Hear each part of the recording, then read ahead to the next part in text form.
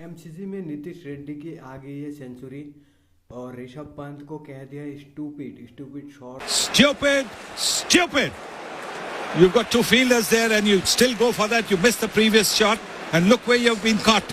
You've been caught. खेलते हुए out हुए और नाराज हुए बॉर्डर गवास्कर ट्रॉफी के नाम पे जो बंदा सुनील गावस्कर ने उनको कह दिया स्टूपिड। और फिर से रोहित शर्मा फिर से क्लूलेस नजर आ रहे थे फर्स्ट इनिंग्स में, जो जहां पर 3 रन बनाकर रोहित शर्मा आउट हो।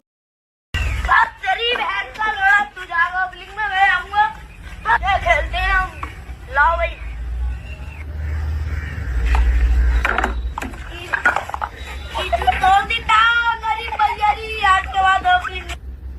अब लोग उन पर लोग रोहित शर्मा को ट्रोल कर रहे हैं।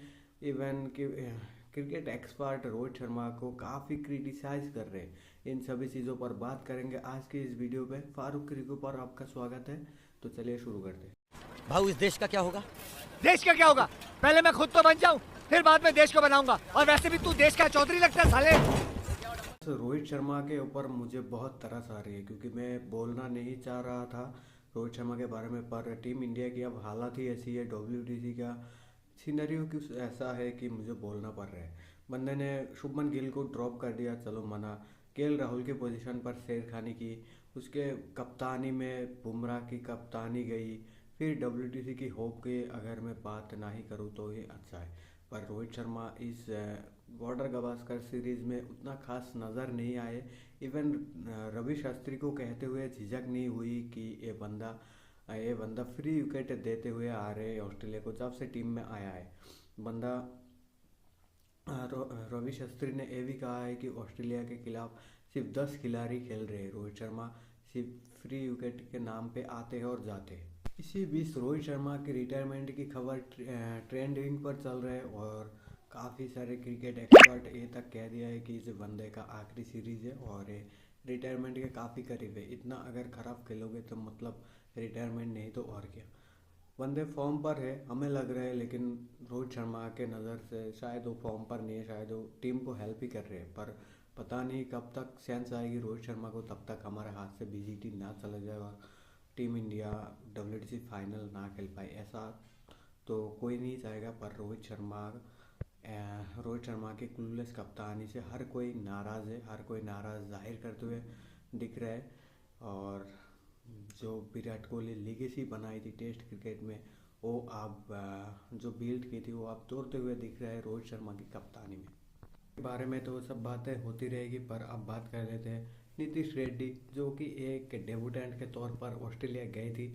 अब ऑस्ट्रेलिया में जाकर जब से उन्होंने डेब्यू किया है सबको इम्प्रेस किया है। पहली मैच से लेकर आज की मैच तक एमसीजी ने बंदे ने अपना जिगरा दिलेरी सब दिखा दिया। जब टीम इंडिया की हालत इतनी बुरी थी, जब हर कोई ये एक्सपेक्ट कर रहा था कि शायद टीम इंडिया सुबह फॉलो ऑन अवॉइड कर पाएगा नहीं, इसी बीच से नीतीश रेड्डी और वाशिंगटन सुंदर ने एक ऐसी पारी खेली जो टॉप ऑर्डर ने भी नहीं कर सका और मिडिल ऑर्डर के बल्लेबाज भी नहीं कर सका।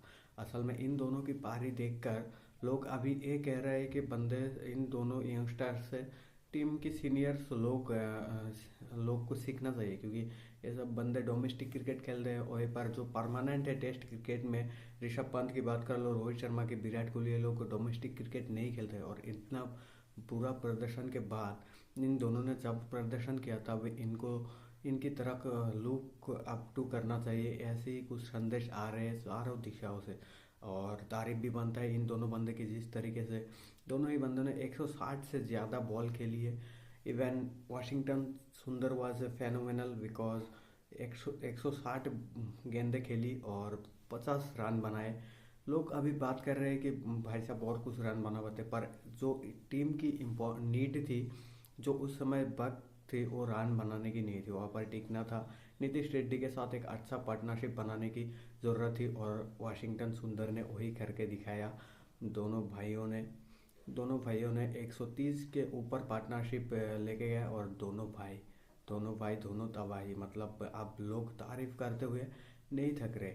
और एमसीसी में जो नीतीश रेड्डी की शतक गई, ऐसा नहीं है कि ये उनका पहली अच्छी प्रदर्शन थी। जब से इन्होंने पार्थ में से स्टार्ट किया था तब से इन्होंने 50 की एवरेज से बंदा बल्लेबाजी करते हुए आ रहे हैं और इस बॉर्डर गावस्कर सीरीज़ में सबसे ज़्यादा एवरेज इनके पास है और हाईएस्ट रन गेटर प्लेयर जो है, जो 8 नंबर पर आके बल्लेबाजी करते हैं, उसका 50 के ऊपर एवरेज है और सबसे ज़्यादा रन है। मतलब दिस इज़ फेनोमेनल। और आज जो शतक है उनके फादर जी थे उनके साथ, उनके फादर जी की इमोशंस भी नज़र है। जिस तरह से सेंचुरी बनाई, जिस तरह से उनके पिताजी सेंचुरी सेलिब्रेट किया। सेंचुरी मारने के बाद मैंने देखा कि ऑस्ट्रेलियन जो एक्स है क्रिकेटर थे आदम गिलक्रिस्ट, वो भी उनके पास पहुंचे उनकी इंटरव्यू लेने के लिए। बहुत ही अच्छा नज़ारा था, देख के अच्छा लगा। और इससे नज़ारा जो था ज़्यादा अच्छा लगा वो इन दोनों की जो पार्टनरशिप की थी। जब टीम इंडिया को ज़रूरत थी, ज़रूरत के वक्त पर इन दोनों ने टीम इंडिया को संभाला। अभी टीम इंडिया 116 रनों के पीछे चल रही है, पर इस मैच में कमबैक कराई है इन दोनों ने। जहाँ पर सुबह लग रहा था शायद फॉलो ऑन अवॉइड कर पाएगा कि नहीं, शायद बुमराह और आकाशदीप को ना आना पड़े फिर से। इसी वक्त इन दोनों की एक कमबैक जो टीम इंडिया ने की है, कोई भी एक्सपेक्ट नहीं कर रहा था। और इन दोनों बंदों के अब पूरी दुनिया में इनकी तारीफ हो रही है। इवन मेलबोर्न में जितना क्राउड था, सभी इन दोनों को स्टैंडिंग ओवेशन दे रहे थे।